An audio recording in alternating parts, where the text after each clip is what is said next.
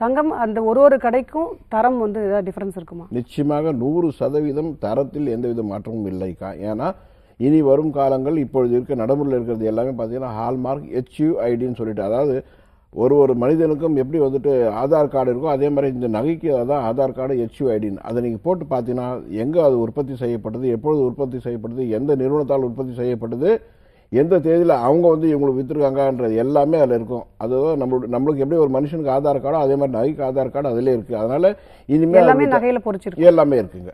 இனிமே வந்துட்டு எந்த இதுவும் வந்துட்டு தங்கத்துடைய தரத்தில் யாருமே பேச முடியாது. இனிமேல் ஒரு நிறுவனங்களும் என்ன பேசுவோம்னா எங்கள் சர்வீஸ் நல்லா இருக்கும், இல்லை எங்களுடைய சேதாரம் குறைவாக இருக்கும், இல்லை நாங்கள் சிறப்பான டிசைன்களை தர முடியும் எங்களால், அப்படிங்கிறது மட்டும்தான் அவங்க விளம்பரமாக எடுத்து ஒரு வியாபாரம் செய்ய முடியுமே தவிர, ஏதாவது ஒரு 40 வருஷத்துக்கு முன்ன பார்த்தீங்கன்னா ஒரு கடை நிறுவனத்துக்கும் என்ன போட்டிருக்கணும், டிசைனை பற்றி யாரும் பேசலை, விலையை பற்றி பேசலை, தரத்தை பற்றி மட்டும் தான் பேசுவாங்க. எங்கள் கடையில் வாங்கினதா ரொம்ப சுத்தமாக இருக்கும், நாங்கள் தான் 10 கொண்டு 9 கொண்டு 11 கொண்டுன்னு சொல்லி வியாபாரம் பண்ண காலமெல்லாம் போய் இன்றைக்கி வந்து தரத்தை பற்றி பேச வேண்டிய அவசியமே யாருக்குமே இல்லை.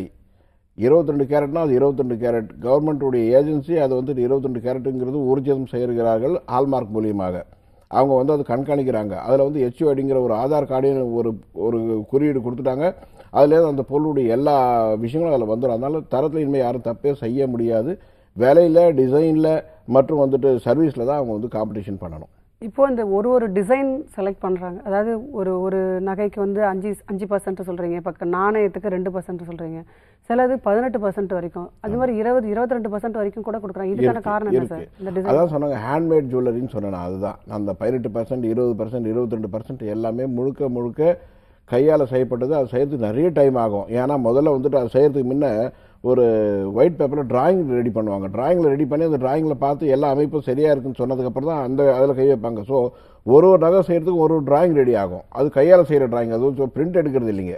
ஸோ அதை எடுத்து செய்யும்போது அதை மாதிரியே செய்யணும். அதில் சில சமயங்களில் வந்து என்னென்னா 2-3 தடவை அதே நகை ரிப்பீட்டாக செய்கிற மாதிரி ஆகும். அவங்க செய்ய ஆரம்பிச்சிருவாங்க, அந்த ஃபினிஷிங் நல்லா வரலன்னா கூட அதில் வந்து கட் பண்ணி எடுத்துகிட்டு மறுபடியும் வேறு ஒரு பீஸ் செய்து மறுபடியும் அதில் வைப்பாங்க. இது எல்லாமே அதில் தான் போகும். ஸோ அந்த செய்கிறதுக்கு நிறைய டைம் எடுத்துக்கும்.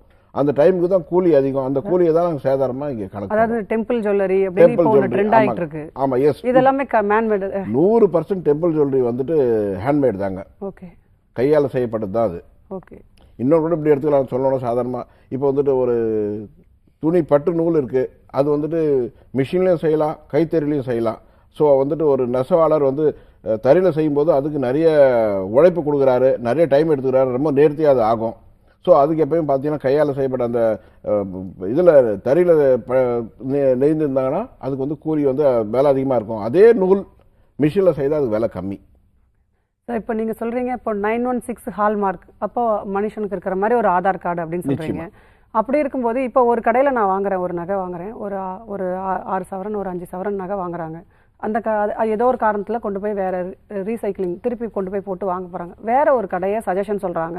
அப்படி சொல்லும்போது வேறு கடைக்கு போகும்போது இதே அந்த 916 தான், அந்த கடையில் போகும்போது ஐயோ இல்லை எங்களோட தரம் வேறு அப்படின்னு சொல்லிட்டு மாற்றி அதோட விலையை கம்மியாக தானே எடுக்கிறாங்க. அதுக்கான காரணம் இப்போ யாருமே எடுக்கிறது இல்லைங்க. நான் இன்னொன்று சொல்லிடுறேன், ஆணித்தரமாக சொல்கிறேன். இப்போலாம் நீங்கள் அது மாதிரி நகை கொண்டு போனீங்கன்னா எடைக்கு எடை அவங்களே வாங்கிக்கிறாங்க. எந்த கடை இருந்தாலும் இல்லை சார், வாங்கிட்டு வெறும் மேற்கொண்டு அந்த சேதாரம் எவ்வளோ சேதாரம் விற்பனை வரி என்னவோ அது மட்டும் தான் சார்ஜ் பண்ணுறாங்க, வேறு எதுவும் பண்ணதில்லை. எல்லா நிறுவனங்களும் இப்போ மாறிட்டாங்க. முன்னெல்லாம் அந்த போட்டி இருந்தனால அது மாதிரி சொன்னாங்க. இப்போ அதெல்லாம் கிடையாது. ஏன்னா யார்கிட்ட போனாலும் ஒரே மாதிரியா இருந்தால் இப்போ 916 அப்படின்ற ஒரு ஹால்மார்க் அப்படின்ற நகையை வாங்கியிருந்தா எந்த கடையில் வேணாலும் போய் இப்போ நான் திருப்பி மாற்றும் போது, ஆனால் அங்கேயும் சப்போஸ் அவங்க மாற்றலைன்னா எந்த கடையில் மாற்றுறாங்க அதே சேம் வேல்யூ தரணும், அந்த கடையில் போய் நம்ம பொருளை வாங்கிட்டா போகுது. நம்ம விருப்பப்படுறாங்க இல்லையா, நாளுக்கு நாள் ட்ரெண்ட் மாறுது இல்லையா சார்? நான் சொல்ல வர்றது, இப்போ சப்போஸ் ஒரு கடையை வந்துட்டு இல்லை நாங்கள் இதுலேருந்து 2% குறைச்சி வாங்குவோம், 1% குறைச்சி வாங்குவோம்னு சொன்னால் அங்கே வேண்டாம், எங்கே வந்துட்டு இடையிட வாங்கணும் அங்கே போய் வாங்கிட்டு போயிடலாம்.